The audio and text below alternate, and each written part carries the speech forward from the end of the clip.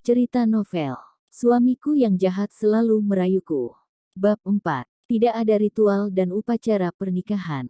Meskipun itu sebuah pertanyaan, tapi nadanya seperti sebuah perintah yang tidak dapat ditolak.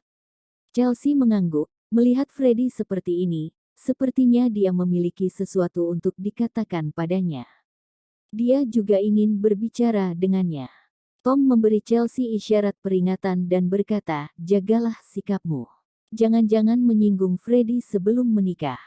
Melihat penampilan dingin Freddy, dia pasti tidak puas dengan Chelsea, tetapi memasuki keluarga Budiman dan menjadi kerabat adalah hal yang baik bagi keluarga Liam, yang akan membantu bisnis perusahaan. Dia tidak ingin Chelsea membuat kesalahan sebelum pernikahan. Chelsea berpura-pura tidak melihatnya, dan mengikuti Kiki keluar. Dia tahu apa yang sedang ada dalam pikiran Tom. Dia begitu yakin, Chelsea akan membantunya setelah dia menikah. Karena dia ayahnya. Tapi apakah dia pernah memperlakukan Chelsea sebagai anaknya? Apakah dia tahu bagaimana kehidupan Chelsea selama 8 tahun ini? Saat Chelsea sedang sibuk berpikir, kepalanya menabrak dinding yang keras. Dia menyadarkan pikirannya, dan langsung mengangkat kepalanya, menemukan sebuah wajah sempurna yang sangat dekat di depannya, sedang menatapnya seolah melihat ke bawah.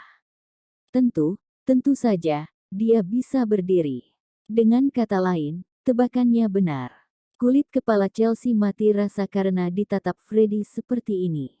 Lalu dia berpura-pura tenang dan menatap Freddy, "Apakah kamu sengaja berpura-pura lumpuh?" Freddy sedikit menyipitkan matanya. Dia tidak senang karena tertebak.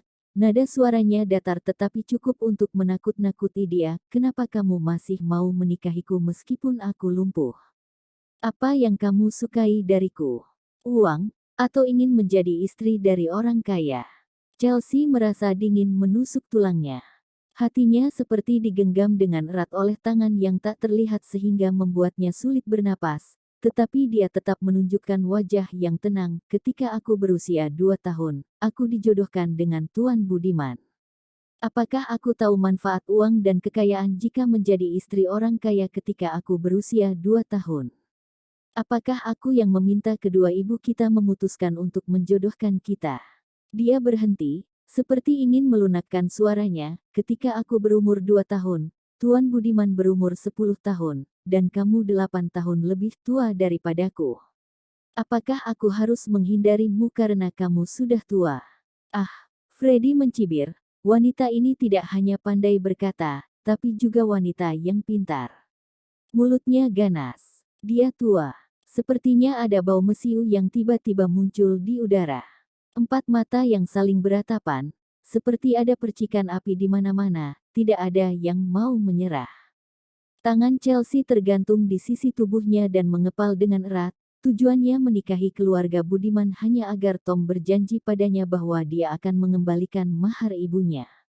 Dia tidak ingin menjadi musuh pria ini. Dia mengubah nadanya menjadi lebih lembut dan posturnya menjadi rendah. "Tuan Budiman, aku tahu kamu tidak ingin menikahiku. Tetapi, itu tidak terlalu buruk." Dia sengaja berhenti untuk melihat wajah Freddy. Hanya ada sedikit perubahan dalam ekspresinya, tapi masih tertangkap oleh Chelsea. "Mari kita membuat kesepakatan, Tuan Budiman." Chelsea membuka mulutnya. Dia tidak benar-benar ingin menikah dengan keluarga Budiman. Dia bersedia karena dia hanya ingin kembali dari luar negeri dan mengambil kembali apa yang menjadi miliknya dan ibunya. Oh, Freddy terkekeh, seolah-olah dia pikir itu adalah hal yang konyol dan tidak masuk akal. Dia ingin membuat kesepakatan dengannya. Chelsea menelan seteguk liurnya, dan punggungnya berkeringat dingin karena tegang. Freddy sangat tinggi, dia harus mengangkat kepala jika menatapnya. "Aku tahu bahwa kamu berpura-pura lumpuh untuk membuat keluarga Liam mundur dari pernikahan ini.